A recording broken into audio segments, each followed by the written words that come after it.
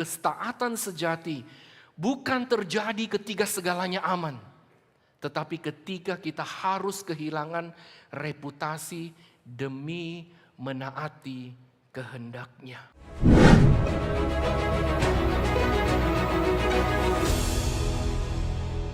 Shalom Bapak Ibu.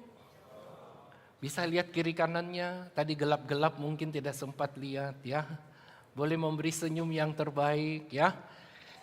Kita sudah memasuki momen-momen Natal ya, kita bersyukur.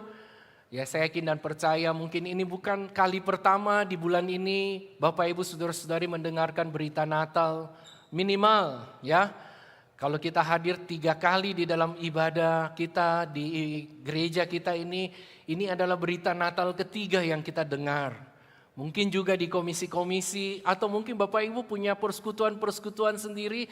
Kita sedang diingatkan kembali mendengar banyak hal tentang Natal. Saya yakin dan percaya Natal adalah sesuatu yang sangat berkesan bagi kita. Beberapa kali saya bersyukur ada kesempatan dalam bulan ini melayani beberapa perayaan Natal. Salah satu hal yang saya minta interaktif dari jemaat, interaksi awalnya saya akan tanya apa kesan Natal bagi kalian. Ya, beberapa mengatakan bersyukur sekali momen Natal boleh kumpul keluarga. Beberapa juga mengatakan aduh sudah berapa tahun tidak kembali ke kampung halaman, rindu sekali ada di sana. Nah Bapak Ibu saya yakin dan percaya momen Natal membuat kita merasakan damai dan sukacita di dalam hidup kita. Nah kita bersyukur gereja mengajak kita dalam beberapa minggu ini mencoba memikirkan Natal secara pribadi bagi kita. Minggu pertama kita diingatkan jangan-jangan kita merayakan Natal hanya seremonial sehingga kita tidak menyediakan tempat yang baik, tempat yang layak bagi kelahiran juru selamat di dalam hidup kita. Sehingga setiap tahun kita merayakan Natal begitu-begitu saja. Dia adalah anak yang diabaikan. Mungkin ada di dalam pikiran kita tapi tidak pernah ada di dalam hati kita, hidup di dalam hidup kita. Sehingga hidup kita dari dulu sekarang tidak ada perubahan. Tidak ada bedanya apapun ya. Kedua kita diingatkan mungkin kita sudah merayakan Natal, sudah memahami. Tapi kita tidak pernah mau memberikan tempat yang layak atau Tuhan menjadi Tuhan di dalam hidup kami. Seringkali kita merayakan Natal tapi Tuhan tetap di luar. Tuhan tetap mungkin sudah masuk tetapi belum menjadi raja di dalam hidup kita. Nah hari ini kita mau belajar yang lebih dalam lagi.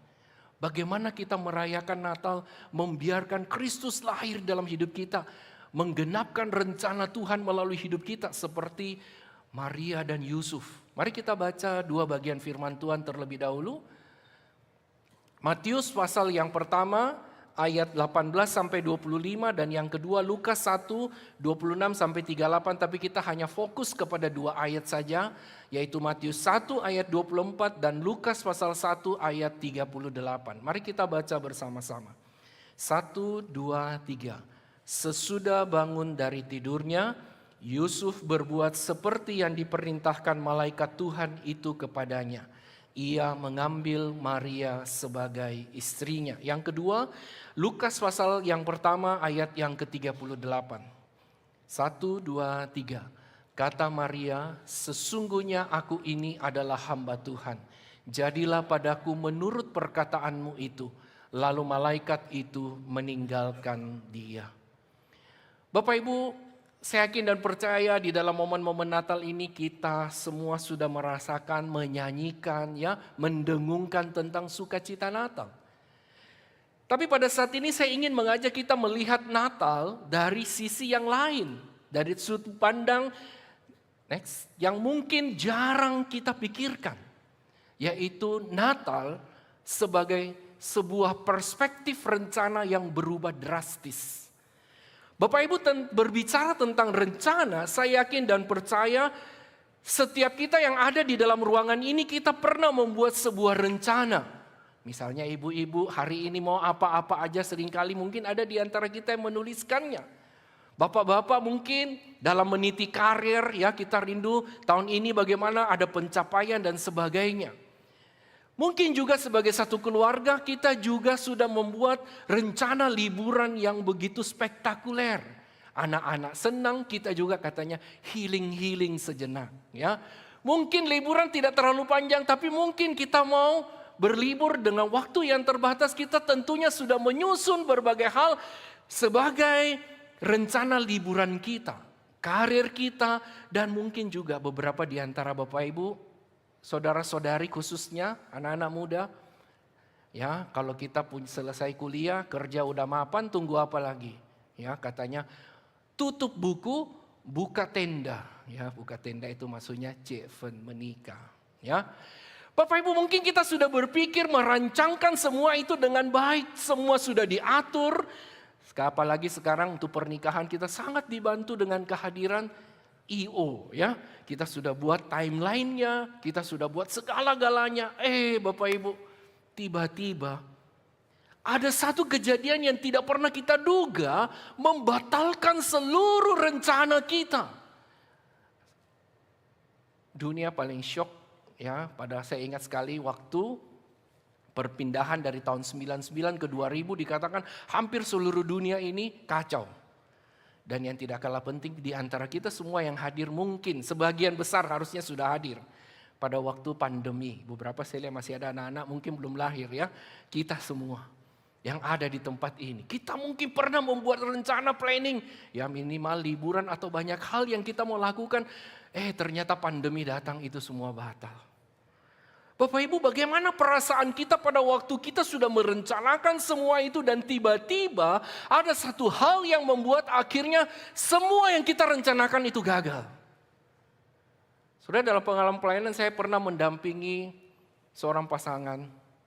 Sudah cetak undangan, sudah pesan tempat, tinggal hari hanya kurang beberapa waktu tiba-tiba ada satu kejadian akhirnya membuat pernikahan itu batal.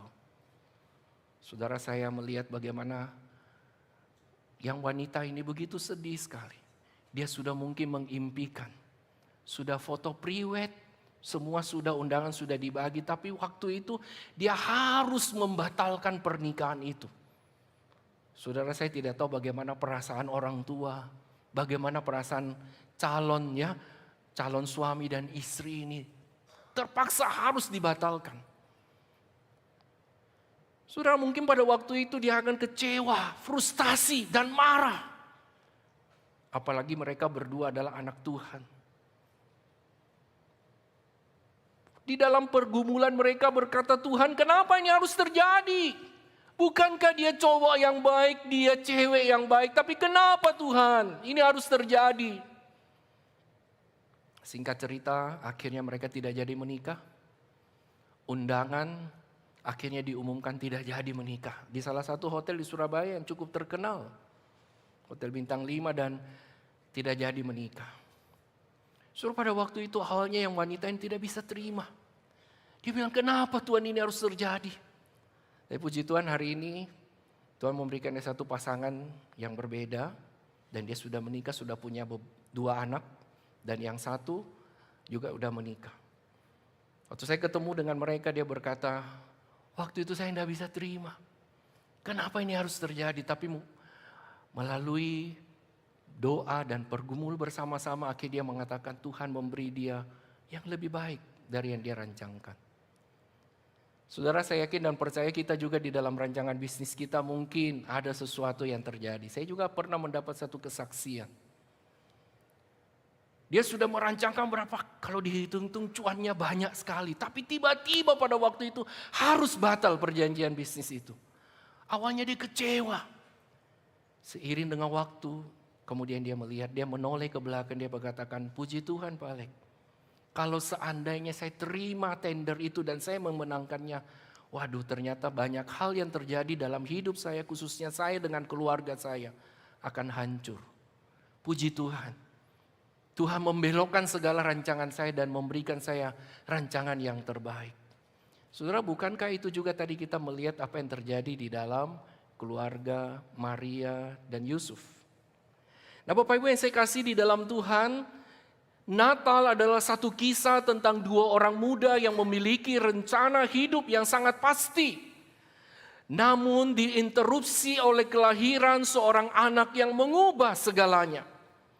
Siapa dua orang itu? Yaitu Maria dan Yusuf. Kita akan melihat lebih dalam tentang kedua tokoh ini. Bagaimana mereka bergumul. Dua ayat yang tadi kita bacakan seakan-akan begitu gampang kita ucapkan. Tapi Bapak Ibu, kalau kita mengerti, kita memahami, mendalami bagaimana dua ayat yang kita baca tadi itu tidak gampang Bapak Ibu. Sulit sekali bagi Maria dan Yusuf. Tapi toh pada akhirnya mereka mampu menyatakan ketaatan mereka. Itu karena Tuhan yang memampukan dan mereka belajar menerima panggilan Tuhan dalam hidup mereka dan menjalani rencana dan rancangan Tuhan yang mungkin sulit, tetapi tatkala Tuhan ada di dalamnya, itu akan terasa indah dan menyenangkan. Bagi kita juga Bapak Ibu, saya yakin dan percaya dalam menjalani panggilan kita sebagai orang Kristen, khususnya saudara-saudara yang mungkin lahir dalam keluarga yang belum percaya, lingkungan yang tidak mendukung, itu tidak mudah. Bahkan mungkin ada di antara saudara yang hari ini mulai bimbang. Jangan-jangan saya salah ini menjadi orang Kristen. Jangan-jangan saya salah ini ya. Oke, kiranya melalui khotbah hari ini Bapak Ibu boleh dikuatkan, diteguhkan. Kita sama-sama terus melangkah setia sampai pada akhirnya. Amin Bapak Ibu. Amin. Kasih tahu kiri kanannya, mari kita setia sampai akhir. Ya, oke. Nah Bapak Ibu, Maria. Saya memberi subtema ketaatan di tengah resiko reputasi. Maria adalah gadis Yahudi yang terhormat. Rencana dalam hidupnya itu sederhana Bapak Ibu. Dia sudah bertunangan dengan Yusuf, setelah bertunangan dia tentu mau menikah. Setelah menikah dia punya rumah tangga yang bahagia dan dia menjalani hidupnya seperti layaknya wanita-wanita Yahudi yang lain. Minimal pada waktu dia menikah dengan Yusuf, hidupnya terjamin secara sosial dan agama atau rohani. Karena kita kalau baca siapa itu Yusuf, di dalam Injil Matius dikatakan dia adalah seorang yang saleh. Seorang yang memiliki hidup yang benar di hadapan Tuhan. Seorang suami yang takut akan Tuhan. Saya yakin dan percaya pasti ganteng juga. Ya. Bapak Ibu, namun di tengah-tengah rencana yang sudah disusun dengan baik, ada terjadi perubahan rencana. Tatkala malaikat Gabriel datang memberitahukan kepada Maria bahwa Maria harus mengandung anak Allah. Maria tidak bertanya, tidak mungkin. Itu tidak mungkin terjadi, tidak. Tapi dia mengenal siapa Allah yang dia panggil. Tapi di dalam kondisinya kita melihat ayat 34 dari Lukas 1 ayat 34. Di sana dia berkata, bagaimana hal ini mungkin terjadi? Karena aku belum bersuami. Bukan dia meragukan kuasa Tuhan. Tapi dalam bagian ini sebenarnya dia ada terjadi konflik di dalam batinnya. Berbicara tentang kondisi atau kehidupannya ke depan bagaimana. Apa kata lingkunganku tatkala mereka tahu saya hamil di luar nikah? Apa kata keluargaku? Bagaimana saya berhadapan dengan ai, susu, sepupu saya, keluarga orang-orang yang mengenal saya? Kemudian Bapak Ibu, terlebih lagi bagaimana Yusuf tatkala dia tahu saya ini hamil? Kan tidak mungkin Bapak Ibu pada waktu Yusuf bilang, kok kamu bisa hamil? Terus Maria bilang, ini karena Roh Kudus. Betul enggak Bapak Ibu? Bagaimana mungkin dia bisa ngomong begitu? Bapak Ibu bisa bayangkan air mata Maria setiap kali dia mengenang peristiwa ini. Saat dia harus menghadapi pandangan yang mencurigakan dari tetangga. Perutnya makin lama makin besar. Ya bukan karena makan ya. Bukan karena tiba-tiba kalau perut makin gede itu bagaimana kita menyembunyikan. Sulit kan? Bagaimana bisikan orang di pasar, ya, katanya di pasar itu tempat yang paling banyak GOSIP, gosip. Kamu lihat Maria, kenapa perutnya besar? Susah, masa setiap orang bilang, oh ini karena Roh Kudus, nggak mungkin Bapak Ibu. Bayangkan air mata Maria saat dia melihat Yusuf kebingungan, kekasih hatinya. Bapak Ibu, kehamilan Maria adalah beban publik yang sangat berat. Belum lagi Bapak Ibu dalam budaya Yahudi adalah resiko terbesar, yaitu hamil di luar nikah. Itu berarti dia dicurigai berzinah. Orang yang ketahuan berzinah di dalam budaya pada waktu itu dia akan dirajam sampai mati, dilempari batu. Dia akan kehilangan kehormatan. Dan itu akan merusak masa depannya bersama dengan Yusuf. Bapak Ibu, Natal datang dengan resiko reputasi, ya, kehilangan reputasi yang baik. Namun bagaimana respon Maria tatkala dia menggumuli panggilan Tuhan ini kepada dia? Alkitab mencatat bahwa Maria tidak bernegosiasi. Dia tidak meminta jaminan ucapan lisan Maria saja. Ini adalah penandatangan kontrak resiko tak terbatas. Seakan-akan Maria berkata, Tuhan, aku tahu menerima panggilan ini akan menghancurkan citraku bahkan masa depanku. Tetapi Tuhan, aku memilih mengikuti kehendak-Mu. Bapak Ibu, apa relevansinya kisah Maria ini bagi setiap kita pada saat ini? Maria mengajarkan kita bahwa panggilan Tuhan itu sering membawa ke dalam zona resiko sosial. Sebagaimana kita tahu di beberapa tempat kekristenan sangat dipojokkan. Mungkin di lingkungan kita, mungkin di tempat kita bekerja, mungkin di kampus kita berada, di sekolah kita berada, di lingkungan hidup di mana kita berada. Terkadang kekristenan itu membuat sesuatu yang membuat kita rasa begitu tidak menyenangkan. Namun Bapak Ibu, kita diingatkan bahwa ketaatan sejati bukan terjadi ketika segalanya aman. Tetapi ketika kita harus kehilangan reputasi demi menaati kehendak-Nya. Saya mengingat pada waktu kami masuk di saat ada beberapa teman-teman saya yang dulu pernah bekerja di perusahaan-perusahaan gede. Yang punya perusahaan keluarga yang sudah diwariskan kepada dia. Tapi pada saat dia mengambil tekad untuk menjadi hamba Tuhan, dia harus meninggalkan semuanya itu. Kalau dulu dia jadi bos, di kampus, di asrama kita sama-sama, kalau orang Jawa bilang ngosek kamar mandi, ya, bersihin kamar mandi. Ya, kampus sekarang lumayan, kampus kami yang lama dulu di Arif Margono. Ya, dulu perintah-perintah orang di sana, jemur kasur, jemur bantal sendiri bawa naik ke atas. Cuci baju juga sendiri, belum ada mesin cuci. Ya, Bapak Ibu, ketaatan sejati bukan terjadi segalanya aman. Tapi ketika kita harus kadang-kadang kehilangan reputasi demi menaati kehendak-Nya. Bapak Ibu yang saya kasih di dalam Tuhan, apakah kita berani membayar harga tersebut di dalam kehidupan kita? Yang kedua, kita melihat Yusuf. Saya kasih subtema ketaatan di tengah konflik hati dan logika. Yusuf adalah seorang tukang kayu yang saleh, hidupnya benar di hadapan Tuhan.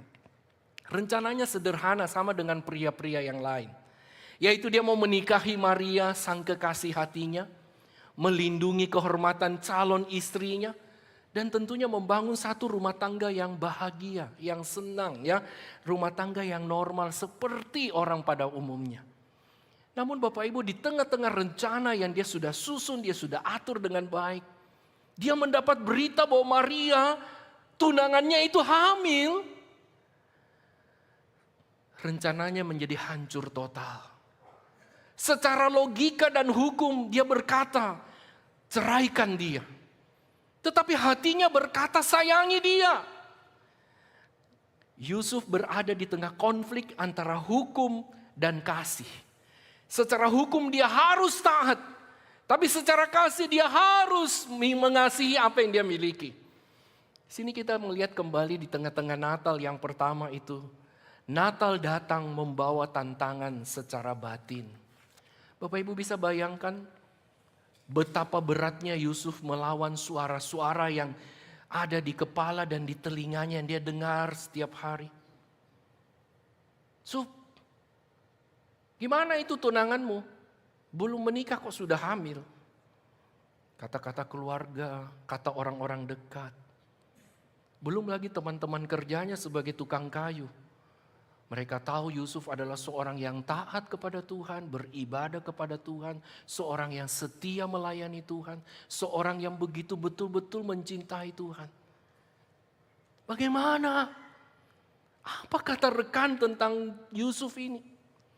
Bapak Ibu, ini adalah pengorbanan ego dan haknya untuk marah dan kecewa. Di tengah-tengah pergumulan seperti itu, bagaimana Yusuf menanggapi panggilan Tuhan melalui mimpinya oleh malaikat Tuhan itu. Dikatakan setelah malaikat datang dalam mimpinya, Yusuf bangun. Ia tidak menunda, tidak berdalih, tidak berdiskusi. Kemudian dia berkata apa? Firman Tuhan mengatakan apa? Sesudah bangun dari tidurnya, Yusuf berbuat seperti yang diperintahkan malaikat Tuhan itu. Ia mengambil Maria sebagai istrinya. Next, di sini kita melihat apa Bapak Ibu? Ketaatan Yusuf adalah ketaatan tanpa penundaan. Ia tidak tawar atau meminta garansi. Ia langsung bertindak. Bapak Ibu, kisah Yusuf mengajarkan kita bahwa ketaatan seringkali melawan logika dan ego kita. Contoh sederhana di dalam Alkitab namun luar biasa. Bagaimana Musa memimpin umat Tuhan melewati Laut Teberau. Saudara, bawa menyeberang 2 juta orang itu tidak gampang Bapak Ibu. Kalau Bapak Ibu dari Jawa mau ke Bali, kita ada penyeberangan, ada banyak kapal. Untuk kira-kira 2 juta orang itu berapa kapal yang diperlukan? Dibilang begitu ya, mereka menyeberang itu tidak masuk akal Bapak Ibu. Yang kedua, bagaimana mungkin kasih makan 2 juta orang di padang gurun? Saudara, kita gereja kalau bikin acara 1.000 orang susah nggak Bapak Ibu? Susah sekali. Ini 2 juta orang, bukan satu kali event. 40 tahun. Saudara, ini udah gampang. Betul nggak? Ketaatan seringkali melawan logika dan ego kita. Ia mengesampingkan harga dirinya, keraguan dan haknya untuk menceraikan Maria. Demi apa Bapak Ibu? Demi rencana Tuhan yang lebih besar. Sehingga melalui 2 kisah ini kita belajar 2 tokoh ini, Maria dan Yusuf, kita belajar apa? Kita harus sama-sama kita baca. Kita harus bersedia mengorbankan rencana terbaik kita demi rencana Tuhan yang jauh lebih baik dari rencana kita. Amin. Nah, Bapak Ibu saudara-saudari, hari ini di tengah-tengah kita ada yang pakai baju putih-putih. Ya. Kita akan menyaksikan nanti dalam ibadah ini pelantikan pengurus ya, departemen dan komisi. Halo. Bisa lambaikan tangan ya mau dilantik ya. Saya mau katakan Bapak Ibu saudara-saudari adalah Maria dan Yusuf di zaman ini. Ada panggilan Tuhan ya, Tuhan menginterupsi rencana hidup saudara-saudari yang nyaman. Saudara mungkin selama ini punya banyak waktu luang, punya banyak energi dan punya banyak uang yang lebih. Demi satu panggilan yaitu melayani Tuhan. Di dalam pelayanan saya mau katakan ada tantangan. Akan ada resiko dan tantangan dalam pelayanan Bapak Ibu saudara-saudari. Ya, ada kritik. Ya, saya mendampingi anak-anak Tuhan, rekan-rekan, kita juga hamba Tuhan pasti ada kritik dalam pelayanan, betul? Lebih banyak kritik atau pujian? Ya, pasti kalau saya sudah khotbah begini, selesai kebaktian nanti semua, terima kasih ya. Atau mungkin kita sudah pelayanan, berapa banyak orang yang mengucapkan terima kasih dibanding kritik. Jadi kita akan menghadapi kritik, siap dengan kritik. Yang kedua, ada banyak waktu yang tersita. Ya, kalian akan lebih banyak waktu yang tersita. Saya mendengar beberapa aktivis anak-anaknya bertanya, "Pak, mau kemana lagi? Ke gereja, kenapa?" Rapat ya. Nah, kita akan mengalami waktu yang tersita. Mungkin kita akan lebih banyak datang ke gereja, lebih banyak waktu memikirkan tentang gereja. Bahkan mungkin kita juga akan menghadapi banyak tuntutan demi tuntutan dari jemaat. Ya, kalau jadi pengurus itu harus begitu. Ya, kalau jadi majelis itu harus begitu, ya. Kalau jadi hamba Tuhan itu harus begitu, ya, kira-kira begitu. Kita akan mengalami tuntutan-tuntutan jemaat. Bahkan Bapak Ibu kadang-kadang kita yang melayani Tuhan, kita bisa mengalami masa-masa kita ragu dengan panggilan kita. Tahun ini saya sudah 26 tahun melayani Tuhan. Saya ingat sekali 5 tahun di saat saya hampir 3 kali meninggalkan kampus saat. Sampai saya berpikir, Tuhan benar enggak kau panggil saya jadi hamba Tuhan? 3 kali saya hampir meninggalkan kampus, saya ingat sekali. Satu kali saya dalam kejenuhan, dalam sumpek sekali ya, tinggal di asrama. 1 semester cuma 3-4 bulan, ada paper 40. Sudah paper 40, mesin tiknya, komputernya itu terbatas. Kedua, ada tugas pelayanan weekend, Sabtu Minggu harus pergi. Ya, saya kadang-kadang dapat sampai ke Jawa Tengah, bayangkan. Jumat malam berangkat, Senin pagi pulang langsung. Dan tiap hari hidup dengan bel, ting bangun, ting makan, ting belajar, ting pokoknya ting gitu ya. Selama 5 tahun, bayangkan. Paper sudah 40, satu paper minimal baca berapa buku, kadang sampai 10, 20, semuanya Inggris lagi. Waduh, bayangkan. Selain itu ada pelayanan, Sabtu Minggu, ya belum ada tugas kelompok dan sebagainya. Ya, ada tantangan dikatakan ya, ada keraguan. Setelah 15 tahun pelayanan, saya punya kerinduan. Coba belajar hidup bergantung sama Tuhan. Tapi bagaimana Tuhan? Waktu itu saya punya anak 1 dan istri saya lagi hamil, anak kedua. Bagaimana Tuhan? Apakah tetap jadi hamba Tuhan atau tidak? Sebagian jemaat bilang, Pak Alex, jadi hamba Tuhan itu susah, dimarah-marahin jemaat. Lebih enak kerja asuransi. Uangnya lebih besar, gajinya lebih besar, betul nggak? Nah, ada juga yang tanya, Pak Alex jangan terus di Surabaya, coba di Jakarta. Sampai saya sudah pergi di Jakarta, khotbah di beberapa tempat. Semua terima, kamu diterima. Waduh bingung, mau pilih yang mana? Ada juga ngomong, Pak Alex sudah daripada terus di Indonesia, di luar negeri aja. Gajinya lumayan loh. Jadi tanya saya, kamu di Indonesia gajinya berapa? Saya ngomong sekian, dia bilang, waduh kalau di luar negeri 10-20 kali lipat lebih tinggi. Ayo, tapi saya tidak jadi pergi ya. Saya menggumulkan. Tapi yang saya dapatkan apa Bapak Ibu? Di tengah-tengah semuanya itu yang paling penting apa? Di dalam kamu melayani, Tuhan ada beserta dengan kamu. Itu jauh lebih penting dari segalanya. Amin? Amin? Amin. Dalam keraguan kita bisa ragu dan bimbang Bapak Ibu. Tapi asal ada Tuhan beserta dengan kita, itu lebih dari cukup. Amin. Pertanyaannya Bapak Ibu, bagi Bapak Ibu yang mau melayani saudara-saudari, sepama seperti Maria dan Yusuf, saya bertanya kepada Bapak Ibu saudara-saudari yang akan dilantik, apakah saudara-saudari siap berkata jadilah kehendakmu, meski tahu dalam pelayanan itu akan mengubah rencana tidur malamku. Ya, beberapa pengurus ngomong, Ko Alex setelah jadi pengurus, kadang-kadang saya susah tidur karena kenapa? Urusan di gereja tidak selesai, bawa pulang susah tidur katanya begitu ya. Mungkin juga rencana keuangan kita akan berubah. Kalau dulu semua untuk kita, waktu kita pelayanan kadang-kadang bukan hanya waktu dan tenaga, kita perlu kasih keluar kocek sendiri, betul nggak? Dalam pelayanan. Ya saya belajar di gereja ini sejak saya jadi guru sekolah minggu dulu.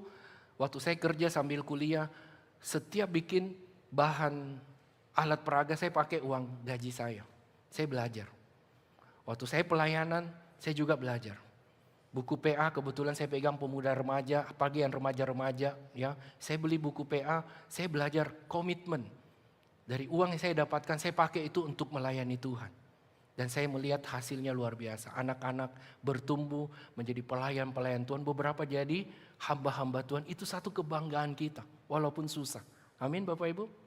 Ya, nah di sini dikatakan kadang-kadang kita harus korban atau berkorban dalam hal keuangan. Juga mungkin rencana minggu. Kalau selama ini setiap minggu bisa kapan waktu pergi. Mungkin setelah jadi pengurus agak sulit sudah ya. Bapak Ibu, kisah Maria dan Yusuf bukan hanya sejarah tapi cerminan bagi kita semua. Yang usia muda, apakah kita siap mengorbankan standar dunia demi standar Kristus?